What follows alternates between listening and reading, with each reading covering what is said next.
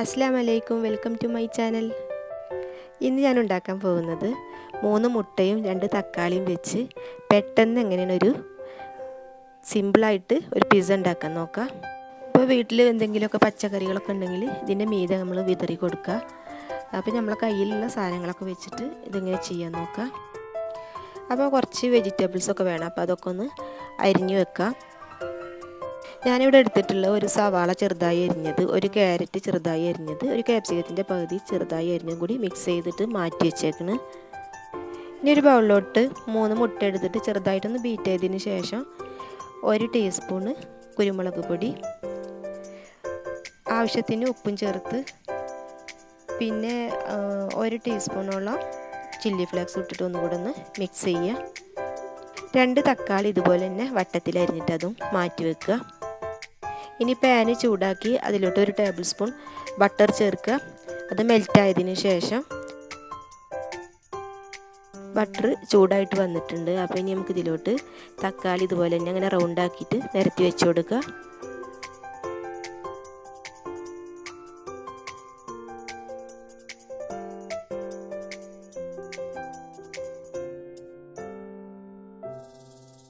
ഇനി ഇതിന് മീതെ ഒരു നുള്ള് ഉപ്പ് ഇങ്ങനെ വിതറി കൊടുക്കുക. അതിനുശേഷം നമ്മളിതൊന്ന് മറിച്ചിടണം, എല്ലാം കൂടി ഒന്ന് മറിച്ചിടുക.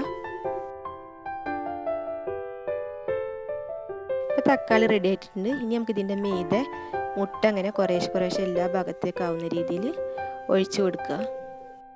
ഇതിൻ്റെ മീതെ നമ്മൾ നേരത്തെ ചെറുതായി കട്ട് ചെയ്ത് വെച്ചിട്ടുള്ള വെജിറ്റബിൾസൊക്കെ ഇട്ട് കൊടുക്കുക, വിതറി കൊടുക്കുക. അങ്ങനെ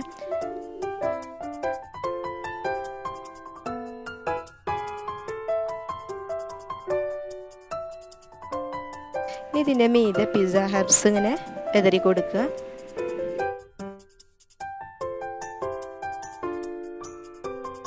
കുറച്ച് കുരുമുളക് പൊടി ഇങ്ങനെ വിതറി കൊടുക്കുക, അധികം വേണ്ട, മുട്ടയിൽ നമ്മൾ ഓൾറെഡി ചേർത്തിട്ടുണ്ടല്ലോ. ഇനി ഇതിൻ്റെ മീതെ ചില്ലി ഫ്ലേക്സ് കുറച്ച് വിതറി കൊടുക്കുക.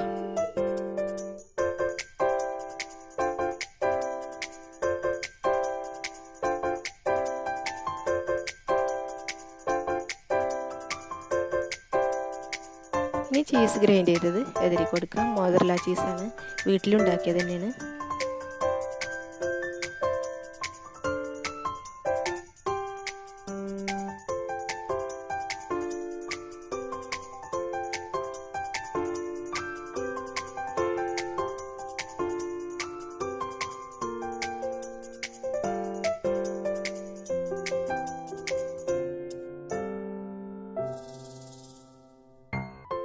അടുത്തതായിട്ട് കുറേശ്ശെ ടൊമാറ്റോ സോസ് കൂടി ഒഴിച്ചു കൊടുക്കുക.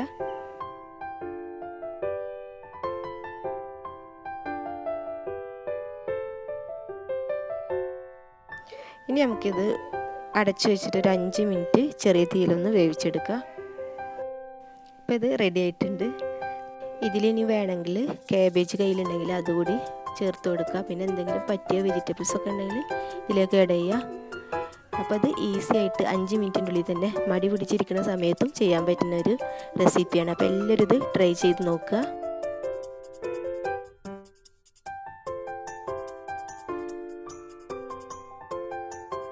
വീഡിയോ കണ്ട് ഇഷ്ടപ്പെട്ടാൽ നിങ്ങളെല്ലാവരും ലൈക്ക് ചെയ്യണം, ഷെയർ ചെയ്യണം, സബ്സ്ക്രൈബ് ചെയ്യണം.